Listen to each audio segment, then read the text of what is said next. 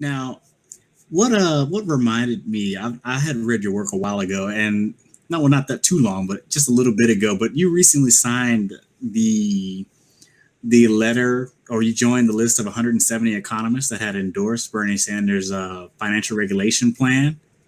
Yep. And when that plan came under attack, you also issued a statement, or was it a letter, defending, or at least saying that what they were saying was at least not right. Could you talk about that letter, the original 170 endorsing Bernie Sanders' plan, and then the letter you wrote to the Bureau of Economic Statistics? I forgot what group it was you wrote that to. Yeah, well, of course, the letter of 177 was to endorse the concepts behind Sanders' economic program, and that in particular had to do with his drive to hold Wall Street accountable and to restructure the financial sector. So this was, I think, a useful statement, and it was widely circulated. I think garnered some attention. I was pleased to see that. What then happened was in relation to a paper written by an independent academic, which gave an estimate of the overall growth effects of Sanders' economic program. I didn't necessarily agree with everything about that paper, but it was attacked in a rather, I thought, professionally discourteous way by four heavyweights who had been past chairs of the President's Council of Economic Advisors, who simply announced in a high-handed way that there are serious economists themselves and non-serious economists, and one shouldn't pay attention to the others, and that you should rely on the rigorous research of the serious people.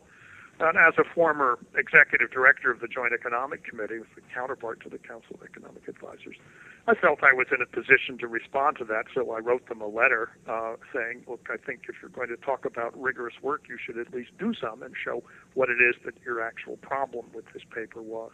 And of course, they hadn't done so. They were just reacting, tossing off a couple of paragraphs in response to some conclusions that they didn't like.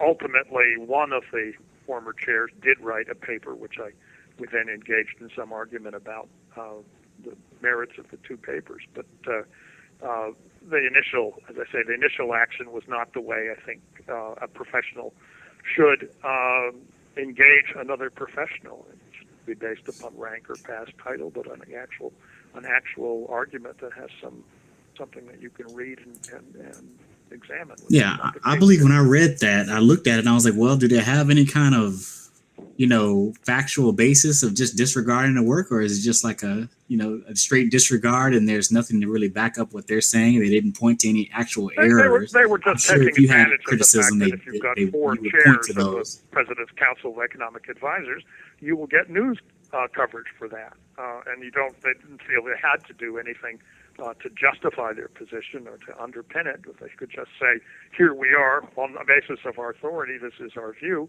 and they would get a headline out of that, which of course was correct. And to my mind, that is a form of professional dirty pool, frankly.